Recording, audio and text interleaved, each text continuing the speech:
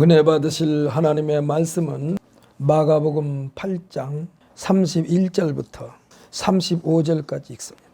함께 읽습니다. 인자가 많은 고난을 받고 장로들과 대제사장들과 서기관들에게 버림바 되어 죽임을 당하고 사흘 만에 살아나야 할 것을 비로소 그들에게 가르치시되 드러내놓고 이 말씀을 하시니 베드로가 예수를 붙들고 항변하며 예수께서 돌이키사 제자들을 보시며 베드로를 꾸짖어 이르시되 사탄아 내 뒤로 물러가라. 네가 하나님의 일을 생각하지 아니하고 도리어 사람의 일을 생각하는도다 하시고 무리와 제자들을 불러 이르시되 누구든지 나를 따라오려거든 자기를 부인하고 자기 십자가를 지고 나를 따를 것이니라. 누구든지 자기 목숨을 구원하고자 하면 잃을 것이요 누구든지 나와 복음을 위하여 자기 목숨을 잃으면 구원하리라. 아멘. 할렐루야. 우리 한번 선포합시다. 우리는 하나님 나라의 왕자입니다. 아멘. 할렐루야. 우리는 하나님의 자녀 삼으셨으니까 우리는 무조건 왕자가 되는 거예요. 믿습니까? 아멘. 할렐루야. 저는 오늘 본문 말씀을 통해서 예수님 자신에 대하여 마태복음 10장 28절에서 인자가 온 것은 섬김을 받으려 함이 아니라 도리어 섬기려 하고 자기 목숨을 많은 사람이 대속물로 주려 함이라고 말씀하셨습니다. 우리 예수님이 왕으로 오셨는데 이와 같은 말씀을 하시는 거예요. 왕은 뭡니까? 모든 백성들이 왕을 섬기는 것이 당연한데 예수님은 그렇게 말씀하지 않고 내가 섬기러 왔다고 했어요. 내가 섬기러 왔다. 많은 사람이 대속물로 주려고 왔다. 그러니까 모든 사람들을 죄의 값을 치르러 오셨다 이 말이야. 대속물, 죄에 대한 대가를 치르시려고 오셨다는 것입니다. 이 말씀은 세상의 그 어떤 것으로도 우리들이 지은 죄값을 치를 방법이 없다라는 말씀도 되는 거예요.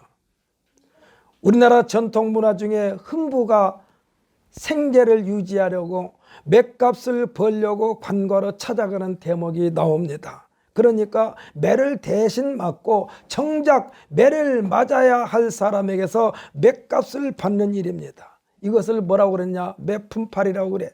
매품팔이. 왜 그 사람이 매를 맞습니까? 죄를 지으신가 매를 맞는 거예요. 그런데 이 죄값을 지금 이 흥보가 치르고 그 죄값을 치른 것만큼 돈을 받으려고 지금 흥보가 관과로 찾아간 것입니다. 돈 많은 부자가 죄를 지어 곤장을 맞을 일이 생기면 곤장 한 대에 얼마라는 값을 매겨가지고 대신 맞아줄 사람을 구하는 것입니다. 정작 죄를 지은 사람은요 맷값을 치른 뒤에 아무 일 없다는 듯이 생활하는 것입니다. 하지만 사람이 하나님 앞에서 지은 죄에 대한 값을 치르는 방법이 없습니다. 사람과 사람 사이에서도 죄에 대한 값을 치를 방법이 없습니다. 율법에서는 뭐라고 그랬느냐? 이는 이로 눈은 눈으로라는 이 계명이 있습니다만 이 계명도 악순환만 계속될 뿐 해결의 끝이 보이지를 않습니다. 왜 그렇습니까? 내 아버지의 원수 아들이 갚습니까? 못 갚아요. 또 아들이 또 그 아들을 또 하죠. 그러면 그것을 또 원수라고 해서 또 원수 갚으려고 안간힘을 다 쓰는 거예요. 그냥 계속 악순환만 계속돼. 치를 방법이 없어. 이 문제가 해결되지 않는 한 그 누구도 여호와 하나님을 대면할 엄두도 내지를 못합니다. 여호와 하나님 하면은 우리가 어떻게 생각하고 있습니까? 옛날이나 지금이나 하나님 하면 어떤 하나님이요? 무서운 하나님, 두려운 하나님, 감히 하나님을 부를 수도 생각할 수도 없는 하나님이셨습니다.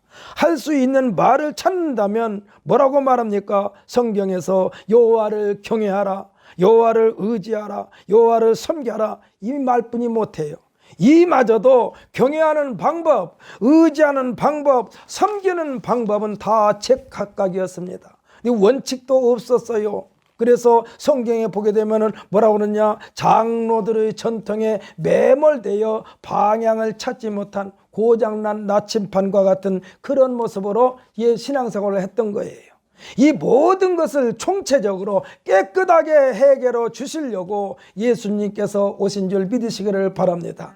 오늘은요, 예수님이 이 땅에 오실 것을 기다리는 대강절이 시작되는 주일이요. 대강절, 성탄절 앞에 4주간 동안 대림절, 대강절, 강림절이라고 합니다만은 예수님을 기다리는 거예요. 지금 우리들은 예수님을 어떤 예수님을 기다리냐? 다시 오실 예수님을 기다리는 마음 자세로 항상 정결한 상태를 유지하는 우리 모두가 되어야만 될 줄 분명히 믿습니다. 부끄럽지 않는 모습으로 주님을 맞이할 준비하는 거예요. 그러려면 어떻게 합니까? 나는 죄인입니다라고 고백할 방법 외에는 없어.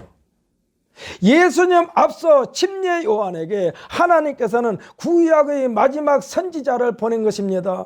그리고 그가 부여해준 메시지가 뭐냐? 회개하라, 천국이 가까웠느니라. 회개하라, 천국이 가까웠느니라. 지금도 역시 교회 목사들이 가장 많이 쓰는 말은 회개예요. 회개. 그래도 우리도 날마다 하는 것이 회개예요. 내가 지은 죄, 모르고 지은 죄, 알고 지은 죄, 주여 이 죄를 깨끗하게 씻어 주옵소서. 그래야만이 천국 시민권자가 됩니다라는 고백인 것입니다. 이렇게 시작된 예수님의 사역입니다. 이 예수님이야말로 만왕의 왕이 되시고 만주의 주가 되심에도 불구하고 누구에게나 다 사람에게 다가가시는 예수님이었어요. 예수님을 만나러 사람들이 모인 것도 있습니다만은 진짜는 예수님께서 다가가신 거예요. 누구에게나 다가가셨어요. 만왕의 왕, 만주의 주는요, 온 인류를 가슴에 끌어안을 수 있는 크고 높고 깊고 넓은 가슴이어야 되는 거예요. 그래서 예수님은 온 인류를 끌어안을 수 있는 놀라운 가슴인 줄 믿으시기를 바랍니다. 삐집고 들어가는 자리가 아니라 다 그냥 주님께서 품어주시는 거예요. 이와 같은 분이 여호와 하나님이시고 이와 같은 님이 하나님 안에 예수님이 계시고 예수님 안에 이와 같으신 하나님께서 임재해 계셨던 것입니다. 그래서 예수님이 내 안에 들어오라고 그러는 거예요. 우리 스스로의 힘으로는 하나님 앞에 갈 방법이 없어. 왜? 죄 때문에. 그런데 예수님께서 내 안에 들어오라고 그러는 거예요. 내 안에 들어와라. 그러면 내가 책임질 테니까. 그런데 들어오라고 해도 안 들어와. 들어오라고 해도 안 들어와. 어찌 그리 이유가 많은지 몰라. 그냥 들어가기만 하면 되는데 내가 너무나 죄를 많이 지어서 못 가요. 죄를 지었으니까 들어오라는 거예요. 예수님이.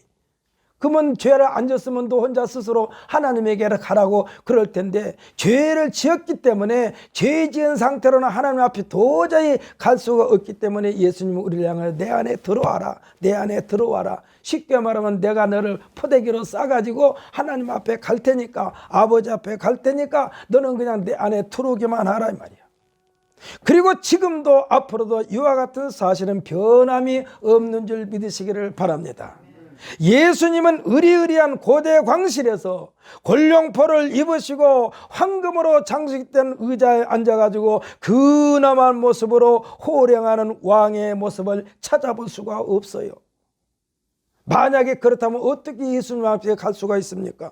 누구에게나 언제든지 다가와 계신 예수님, 많은 사람들에게서 격리된 나병 환자에게 또한 중풍병자에게 사람 취급을 받지 못하고 개처럼 여김을 받는 사람에게 또한 사람들이 접근을 꺼려하는 귀신 들린 사람에게 수많은 병자들에게 사람들로부터 죄인 취급을 받은 현장에서 간음하다가 붙잡힌 여인에게 다가가시고 또 찾아오시고 찾아가셔서 새로운 소망을 불어넣어 주시고 삶의 생기를 불어넣어 주시는 그리스도 메시아로 오신 것을 믿으시기를 바랍니다.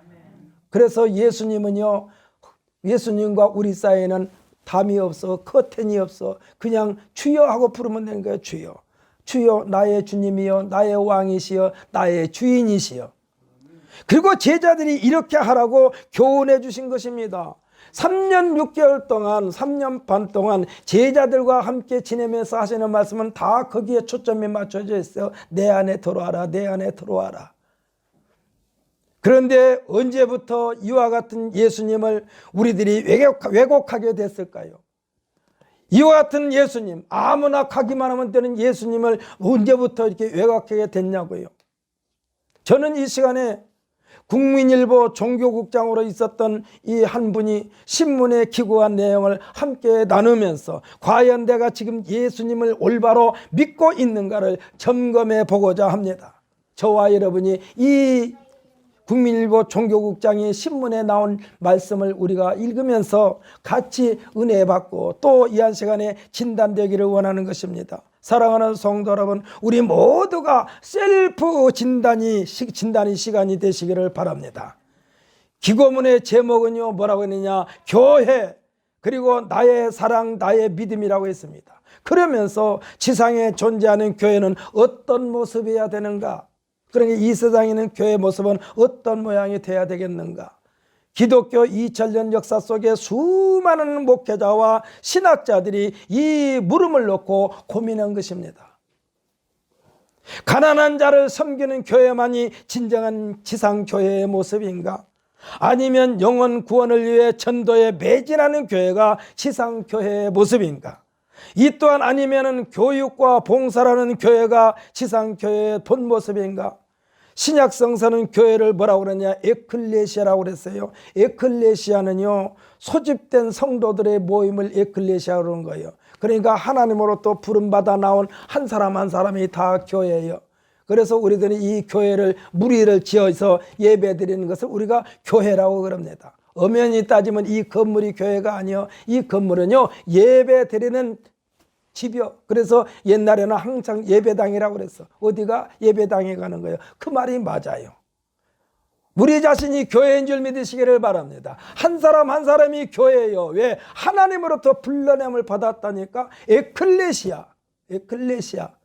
그래서 저는 기도할 때 이렇게 기도합니다. 제 자신을 위해서 기도할 때 하나님께서 많은 무리를 불러내어 에클레시아의 동참자가 되게 하신 하나님 감사합니다. 그런데 그 가운데서 또 다시 저씨를 이 종을 에클레시아 하셔가지고 선제동산에 훈련시켜 성부와 성자와 성령의 이름으로 기름 부어 종의 반열에 세워 이곳에 파송하셨사오니 아버지여 아버지 하나님의 계획대로 이 종을 통해서 하나님의 일을 제대로 잘 감당하게 하옵소서 하고 기도하는 것이 제 기도예요.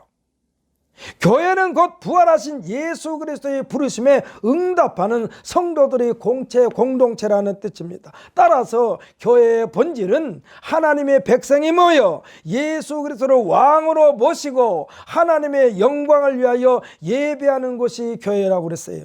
그러므로 교회 내에서는요, 다툼과 분열과 두려움이 없고 고난조차도 감사하며 원수까지도 용서하는 사랑이 존재하는 것이 교회라고 그랬어요. 이 종교국장이 그것이 마땅하다고 그랬어요. 근데 교회 안에서 꼴보기 싫은 사람 있어가지고 저 사람 뒷꼭지만 보면 열불이나 그런 사람 혹시 없습니까? 그러면 안 된다는 얘기요. 사랑하는 성도 여러분, 우리에게서는 늘 아까도 지난주에도 말씀드렸지만 감사만 넘치시기를 예수님의 이름으로 축복합니다. 내 입에서는 감사만 나와야 돼. 불평불만할 필요 없어요. 불평불만할 필요 없어. 하나님께서 하실 일이요. 그런데 왜 지상의 교회는 언제나 위기 가운데 놓여 있을까요? 하고 이 종교국장이 묻는 거예요. 이는 교회의 중심에 계셔야 되는 예수님이 교회 밖으로 밀려났기 때문이라고 그랬다니까. 교회가 분명히 있는데 교회 안에 예수님이 안 계신다는 얘기요. 교회 안에 예수님이 계시면은 예수님을 구심점으로 해서 우리들이 주님에게 집중해야만 되는데, 예수님께 집중해야만 되는데 엉뚱한 곳에 있어요. 그래서 세상 사람들이 뭐라 말합니까? 엉뚱한 곳에 있는 사람들을 뭐라고 그래요? 잿밥에만 마음이 있다고 그래. 지상교회는요, 캐톨릭 교회, 우리가 흔히 말하는 천주교회와 이 캐톨릭 교회에서 타락으로 말미암아 생겨난 프로테스탄트, 지금 우리가 섬기고 있는 이 교회, 이걸 개신교회라고 말합니다. 이게 둘로 나눠져 있어요. 하지만 오늘날 개신교회, 우리가 천주교에서 잘못돼가지고 우리가 개혁을 일으켜서 세운 이 개신교회, 프로테스탄트 역시 캐톨릭 교회처럼 죄로 물들어 있으면서 구원받은 사람들의 모임의 공동체라고 존재하고 있다는 것입니다. 초대교회 이후의 모든 교회는 온전한 교회를 추구해 왔지만 지상에 과연 이와 같은 교회가 존재하는가? 우리 스스로가 묻고 대답을 해야만 합니다. 캐톨릭 신학자로 교회들이 권위자인 한스킹 박사는요, 캐톨릭 교회는 복음을 변질시켜 죄를 범하고, 또 프로테스탄트 개신교는 교파를 분열시켜 죄를 범했다라고 주장하고 있습니다. 그래서 이 교회가요, 우리가 보통 이 긍정적인 쪽으로 말할 때는 이 장로교니, 감리교니, 순복음교회니, 침례교회니, 성공회니 여러 가지 우리가 말을 합니다만, 엄연히 따지면 이 나눈 그 자체가 하나님께서 볼 때는 고개를 흔드시는 거예요. 그리고는 자신들만이 정통교회라고 주장하고 있어. 사랑하는 성도 여러분, 이 한 시간에 우리들도 내가 믿는 신앙생활이 가장 모범적인 신앙생활이라고 착각하고 있지는 않습니까? 이 종교국장이 말하는 것이 그거예요. 이는 모두가 본질에서 벗어났다는 얘기예요. 이 종교국장이. 교회의 중심에는요, 당연히 삼위일체 하나님께서 계시하면 되는데, 그 자리에 인간이 왕의 자리를 꿰차고 앉아있기 때문이라고 그랬습니다. 세계적인 복음주의 저술가이자 영성가로 알려진 필립 얀스 씨는요, 복음이 이스라엘에서 로마와 유럽을 거쳐 다시 남미와 아프리카 그리고 아시아로 흘러갔듯이, 하나님은 하나님께서 필요하신 곳으로 옮겨 다니신다고 하면서, 한국교회는 지금 성령의 바람이 어떻게 불고 있는지 봐야 하며, 교회와 기도생활은 모든 영역에서 예수님께 포커스를 맞춰야만 되는데 여기에서 어긋났다는 얘기예요.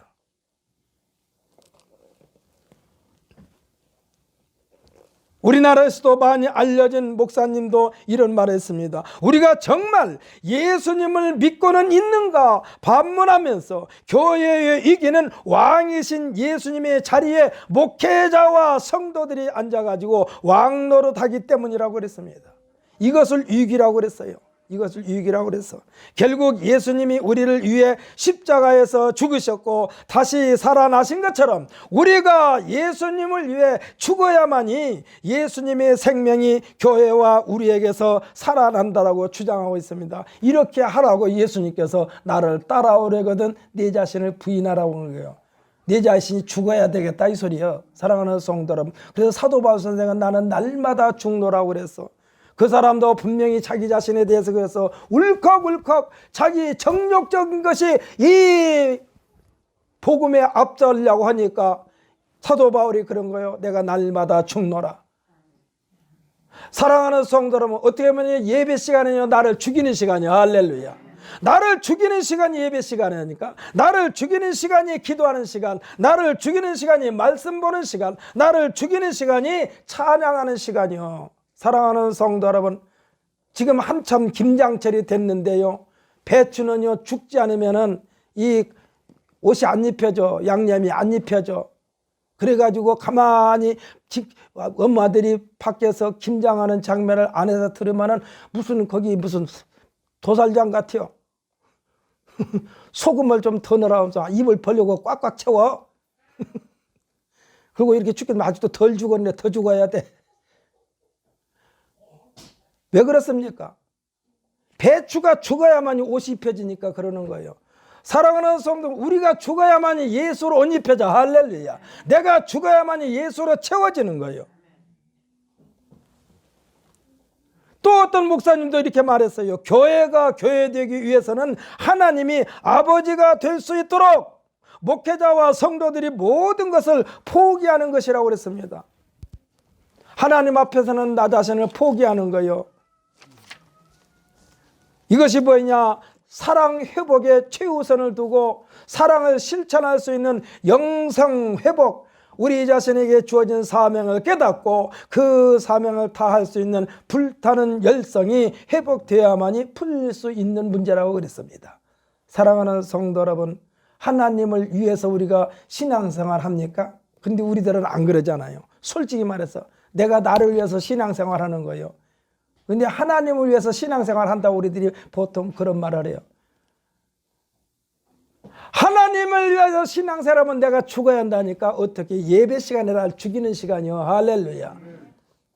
한국교회는 위기라고 말했습니다. 신앙생활이 위기라고 부르짖습니다. 하지만 위기라고 고민하기 전에 예수님을 왕으로 모셔야 할 자리에 예수님 대신에 탐욕으로 가득 찬 사람이 그 자리를 꿰차고 앉아 왕노릇했다는 사실에 대하여 고백하고 그 자리에서 내려오는 회개의 열매가 있어야만 된다라고 그랬습니다. 사랑하는 성도 여러분, 하나님께서 일하시도록 모든 것을 내려놓으라는 얘기요. 사람이 목회자가 예수님께서 하셔야 할 일을 다 죽게 들고 있다면 이는 예수님을 따라가는 자세가 아니라 예수님대로 주님 나 따라오세요. 그것도 똑같아요. 내가 하나님의 일을 한다고 하니까 예수님 나를 따라오세요.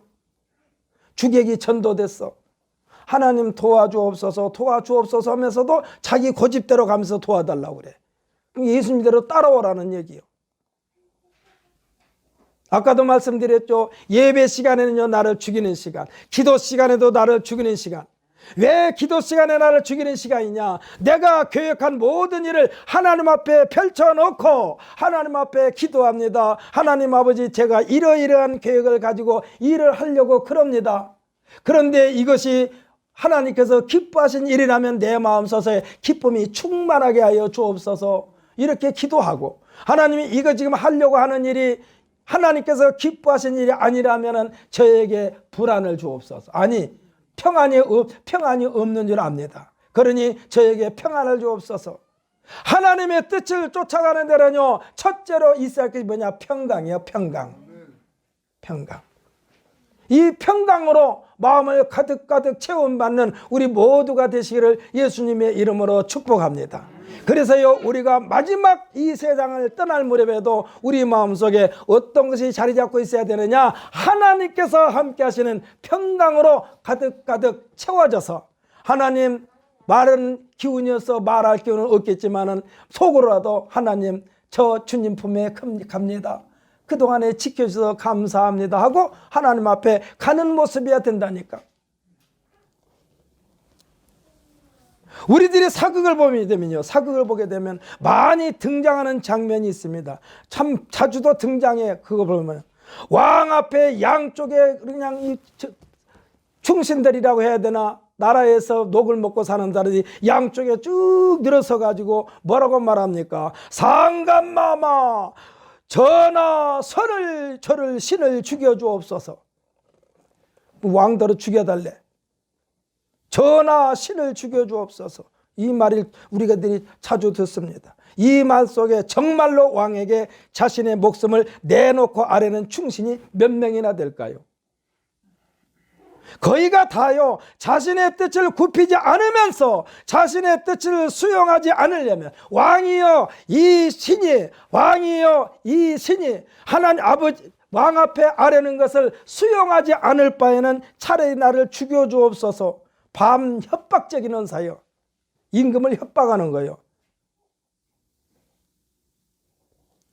자신의 뜻을 수행해 달라는 말이요. 내가 지금 왕 앞에 이게 아뢰는 말을 수용하지 않을 바에는 차라리 나를 죽여주옵소서. 우리 왕을 갖다가 살인범 만들려고 하는 거예요. 왜 왕들을 죽여달라고 그래? 자기가 뜻을 굽히면 되지. 오늘 본문의 내용은요, 본문의 내용은 우리들이 평상시 너무나도 많이 알고 있는 내용입니다. 예수님은 제자들이 신앙제사를 확인했습니다. 제자들을 대표해서 베드로가 뭐라고 고백했나요? 주는 그리스도시요 살아계신 하나님의 아들이십니다. 이 말을 할 때에요 예수님께서 야 내가 교육 참 잘 시켰다. 내가 3년 반 동안 이 제자들을 향하여 교육시켰는데 진짜 교육 잘 시켰다. 맞아, 내가 저런 말을 들으려고, 저런 대답을 들으려고 이 세상에 왔고 3년 반 동안 제 제자들을 교육시켰는데 드디어 됐다. 사극에서 보면 그러지 않습니까? 무술을 연마하러 스승한테 산골에 들어가지고 막 이 무술을 연마한 뒤에 스승이 뭐라고 말합니까? 나는 이상 더 너희에게 가르칠 것이 없다. 하산해라. 나는 너에게 더 이상 가르칠 것이 없어. 그러니 다른 스승한테 가든지 아니면 됐으니 이제 내가 하고자 하는 일을 하라, 이렇게 말하는 장면이 많이 나오지 않습니까? 지금 예수님이 그런 마음이요, 주는 그리스도시요 살아계신 하나님의 아들이십니다. 세상 사람들에게서는 이런 말을 못 들었어요. 세상 사람들은 예수님에 대하여 뭐라고 그랬느냐? 선지자로소이다, 엘리야 같습니다, 이런 말을 했지만은, 그러나 예수님은 이런 말에는요, 전혀 관심이 없어. 그러자 예수님께서 제자들이 있는 자리에서 너희들은 나를 뭐라고 대답하느냐? 너희들은 나를 어떻게 생각하느냐? 베드로가 비록 말을 했지만은 평상시에 베드로와 제자들이 혼자 앉아서 얘기했을 거예요. 야, 우리 선생님은 진짜 이거 그냥 사람이 아니야. 하나님이야. 하나님이나 할 수 있는 일 우리 선생님이 다 하셨어. 언제 묵걸랑 우리가 이렇게 대답하자 라고 약속했는지도 몰라. 그래가지고 주는 그리스도시요 살아계신 하나님의 아들이십니다 할 때에, 이때에 이제 예수님께서 야, 이 차 다 했다, 이제 나가 교육을 다 시켰구나, 그러니 이제 내가 본격적으로 나의 마지막 길을 가야 되겠다 해가지고 예수님이 이때에 비로소 죽음과 부활에 대하여 말씀하십니다. 31절 끝부분에 보면요, 비로소 그들에게 가르치되라고 말씀하고 있어요. 오늘 우리가 읽은 말씀 중에 31절 끝부분에 비로소 그들에게 가르치되라고 했습니다. 이 말씀은요, 예수님께서 이 세상에 오신 목적이 끝자락에 계신다는 말씀이요, 다 했다는 얘기예요. 이제 예수님께서 하실 일을 다 했다는, 더 이상 할 일이 없어. 예수님께서 다 가르쳤고 제자들이 이 나를 그렇게 믿고 있으니 이제 그들에게 당부할 말은 뭐냐? 너희들이 신앙 고백한 대로 생활하라, 이거밖에 없어. 사랑하는 성도 여러분, 우리가 예수를 믿었으면은, 예수를 믿고 있다면은, 예수님을 의지하고 있다면은, 구원을 받았다면, 천국 시민까지가 됐다면은 이제 예수님 말씀대로 생활하시기를 예수님의 이름으로 축복합니다. 마라톤 선수가요 42.19km를 도는데 어느 곳에 딱 돌지 않습니까? 반환점을 딱 돌아서, 그리고 결승전 결승 테이프를 끊기 위하여 마지막 힘을 다하여 이에 운동장에 들어갑니다. 운동장 스타디움에 들어가자 많은 사람들이 예수로 막 박수를 치는 거예요. 야, 저 선수가 1등이구나. 저 선수가 과연 시간을 얼마나 단축시킬까 하면서 막 박수를 칩니다. 들었을 때 그는요, 그 마음속에 어떤 생각이 들까요? 42.19km의 마지막 결승선을 바라보면서 벅찬 감격 속에 기나긴 레이스를 마무리 지을 테이프를 바라봅니다. 딱 양쪽에서 잡고 있잖아요. 저 테이프가 내 가슴에 닿는 순간 나는 목적을 다 이루니까 비로소 저기 나의 목적을 달성하게 됐구나 하고, 이것을 이루기 위하여 얼마나 달려왔는고, 내가 저 일을 하려고 내가 얼마나 연습을 많이 했는가, 내가 저 테이프를 끊기 위하여 얼마나 많은 고생을 했는가, 얼마나 땀을 많이 흘렸는가, 모든 것을 포기하고 얼마나 저걸 하기 위하여 총매진했는가, 그것을 생각하면서 지금 마지막 최고의 피치를 올리고 있습니다. 있는 힘을 다하여 뛰고 있습니다. 지금 예수님께서 성공적인 사역을 마무리하고 있는데 33절에서 베드로가 뭐라고 그럽니까? 33절에서 마지막 마라톤 레이스를 마무리하려는 선수 앞에서 결승 테이프를 치우는 행동을 하고 있어요. 베드로가 지금 예수님이 하는 일을, 그러니까 지금 마라톤 선수가 테이프를 향해서 가고 있는데 테이프를 치우면 어떻게 돼요? 이와 같은 내용이요, 마태복음 16장 23절에서는 뭐라고 그랬느냐? 여기에서 예수님은 베드로에게 뭐라고 그랬느냐? 사탄아 물러가라, 사탄아 내 뒤로 물러가라, 너는 나를 넘어지게 하는 자로다라고 책망하고 계신 것을 보게 됩니다. 상기해 보십시오. 꼬린쯤에 와가지고 테이프가 가슴에 와 닿아야만 꼬린이 되는데 그 테이프를 치워버리면 마라톤 선수는 그 자리에서 넘어져 버린다니까. 그렇지 않겠어요? 테이프를 치워서, 그러면 그동안에 42.19km를 뛰는 게 다 허사가 돼버리는 거예요. 초죽음이 돼버려. 테이프를 끊어야만이 마지막 힘에 남아있는 것도 더 불끈 일어나서 소생케 되는데 테이프를 치워버려. 결승선이 지금 가슴에 달려고 그러는데 그러면은 그 선수는 그냥 완전히 그 자리에서 기절할 거예요. 아마 죽어버릴 수도 있을 거예요. 그렇지 않겠습니까? 그 목표를 달성하고 새로운 힘을, 야, 내가 해냈다 하고 이런 감격을 맛봐야 할 그 자리에서 테이프를 치워버리고, 지금 베드로가 그런 거예요.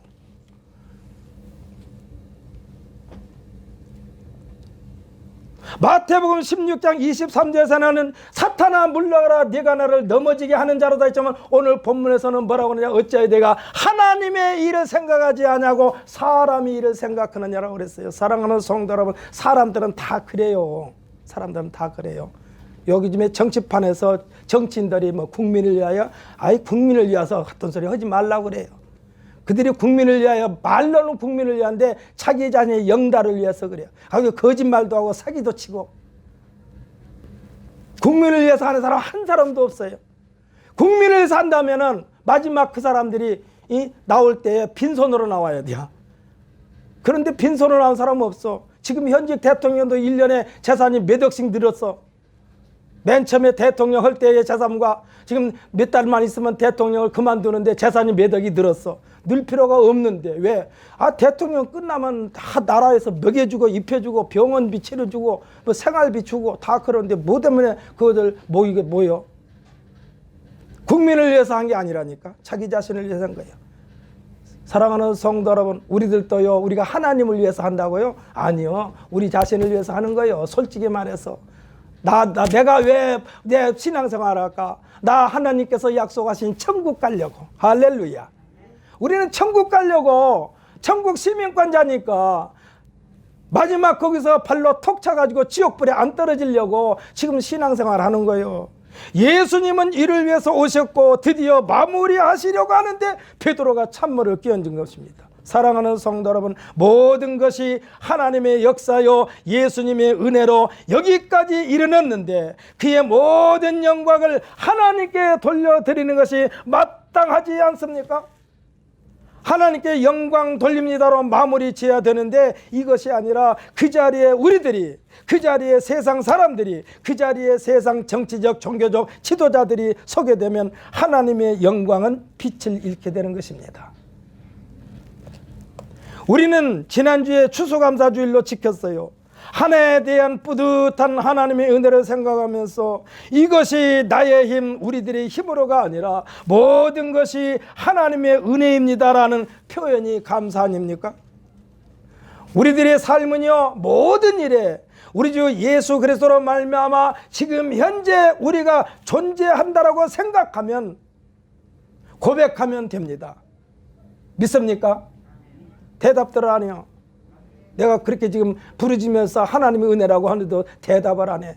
제가 말할 때 혹시 졸고 있었습니까? 그러니까 대답이 시원하게 안 나오지. 모든 것이 우리 주 예수 그리스도로 말미암아 하나님께서 주신 은혜의 자리에 동참한 줄 믿으시기를 예수님의 이름으로 축복합니다. 아멘. 아멘.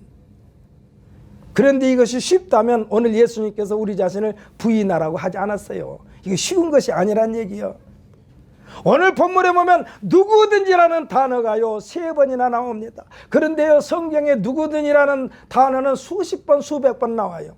이 말씀은요, 세상에는 모든 사람들, 특히 자신을 돋보이게 하려는 기득권층에게 더욱 강하게 몰아붙이시고 계신 줄 믿으시기를 바랍니다. 누구든지요. 너 높은 사람이라고 너가 구원받고 너희 집에서 종살이한 사람은 구원 못 받는 것이 아니라, 야, 이 사람아, 누구든지요, 누구든지. 사랑하는 성도 여러분, 누구든지 다 예수만 믿으면 구원받는 줄 믿으시기를 바랍니다. 지금 감옥에 사형 선고를 기다리고 있는 사람이나 무기징역을 받고 있는 사람이나 사람들로부터 밖에만 나오면 몰매를 맞아 죽을 만한 그러한 중죄인도 그가 예수를 믿으면은 천국 간 줄 믿으시기를 바랍니다. 예수님께서 그를 끌어안고 주님 앞에 간다니까, 하나님 앞에 간다니까. 35절의 말씀은요, 구원이라는 결실을 얻는 데 있어 그 초점이 어디에 있어야 되겠는가를 말씀해 주고 있습니다. 우리 스스로 힘으로가 아니라는 얘기요, 예수님을 나의 왕으로 모시면서 내 인생 전체를 예수님께 드림으로써 덤으로 얻어지는 것이 구원이라는 영광의 선물을 받게 된 줄 믿으시기를 바랍니다. 우리 자신을 내려놓으십시다. 나 자신을 내려놓읍시다. 그리고 우리들은 주님 앞에 주님 마음대로 하세요. 주님 마음대로 하세요. 예수님이 그렇게 기도했잖아요. 마지막 기도 생명을 내놓는 기도. 얼마나 기도를 뜨겁게 하셨는지 이 땀방울이 핏방울이 되도록. 저는요 땀방울이 핏방울이 무슨 뜻인지를 몰랐었는데 옛날에 저희 아버지 임종을 지켜보면서 내가 알았어요. 우리 아버지가요 임종을 하시는데 내가 그 옆에 있었거든. 그런데요 여기 이마에 땀이 흐르는데 수건으로 이렇게 땀을 닦으니까 수건이 안 나가. 그래서 보니까 땀이 아니라 끈적끈적한 진영. 이거는 피와 똑같은 거예요. 이걸 우리가 보통 전해질이라고 하고 전해질. 지금 예수님께서 이 겟세마네 동산에서 마지막 기도할 때는요 땀방울이 핏방울이 되었다. 땀방울이 핏방울이 되었다. 이 소리는요 땀방울 하나하나가 끈적끈적했다는 얘기예요. 끈적끈적.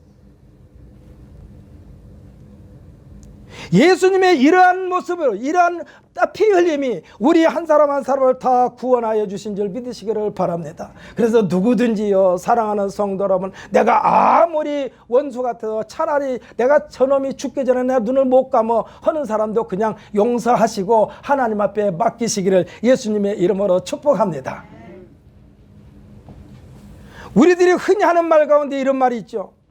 죽이 되든 밥이 되든 다 맡겨버렸어 라는 말을 많이 합니다. 우리들이 보통 그러지 않습니까? 아유 죽이 되든 밥이 되는 게 그 사람 알아서 하라 그래요.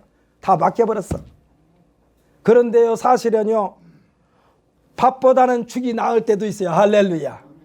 또는요 밥이 죽보다도 나을 때도 있고 죽이 밥보다 나을 때도 있다니까. 하나님, 예수님, 성령님은요 언제나 좋으신 삼위일체 하나님이심을 믿으시기를 바랍니다. 그러니까 하나님 앞에 맡기자는 얘기요. 할렐루야. 좋으신 하나님이라니까. 죽이 되든 밥이 되든 하나님께서 알아서 하셔요 하고 맡겨버리자고요. 35절의 말씀처럼 예수님과 복음을 위하여 생명 전체를 드리면, 그러니까 예수님 품에 안기면, 예수님 안에 들어가기만 하면 나머지는 하나님께서 책임져 주실 것이요, 이 책임져 주실 것을 확신하는 우리 모두가 되시기를 예수님의 이름으로 축복합니다. 믿습니까? 할렐루야. 사랑하는 성도 여러분, 오늘 이 시간 이후부터는 예수님을 왕으로 모시면서 사십시다. 왕으로 모시면서 살면 그래서 왕한테 나 맡겨버리는 거예요. 나 인생을. 죽이 되든 밥이 되든 주님께서 알아서 하세요 하고 맡겨버리는 거예요. 그렇다고 여러분들께서 아무것도 하지 말라는 얘기는 아니요. 우리한테 맡기면서 우리가 기도할 것은, 하나님께 맡겨드리고 우리가 기도를 마무리할 것은, 주여 제가 하는 일이 하나님께서 기뻐하시는 길로 가도록 인도하여 주옵소서 하고 기도하는 우리 모두가 되어야만 될 줄 분명히 믿습니다. 우리가 가끔 내비게이션을 들고 가면은요, 아니 내가 평상시에 아는 길로 가면 훨씬 빠른데 얘가 이렇게 자꾸 이쪽으로 가라고 그럴까? 그런데요 나중에 보니까 내가 평상시에 가까운 길이 교통사고가 나가지고 차가 꽉 막혀 있어가지고 이 돌아가라고 내비게이션이 우리에게 알려줄 때도 있어요. 그때는 내비게이션한테 맡겨야 돼. 내가 고집부리고 가다가 완전히 꽉 막혀가지고 한 걸음도 가지 못할 교통체증에 걸릴 수가 있다니까. 사랑하는 성도 여러분, 오늘 제가 여러분에게 다시 말씀드립니다. 사랑하는 오늘 주보를 보면서 오늘 설교 제목이 무엇인가요? 오늘 설교 제목이 무엇입니까? 우리 한번 설교 제목이 무엇인가? 우리 다시 한번 읽어봅시다. 시작. 다 읽지도 못하나. 설교 제목 시작. 다시 한번 합시다. 크게 시작. 할렐루야. 예수님을 왕으로 모시려면 어떻게 해야 되는가? 오늘 설교 내용이 그거예요. 예수님을 왕으로 모시면서 우리가 하나님 앞에 완전히 내 자신을 맡겨드림으로써 앞으로 인생 여정에서 더욱더 하나님께 큰 영광 돌려드리는 우리 모두가 되시기를 예수님의 이름으로 축복합니다. 다 같이 기도합시다.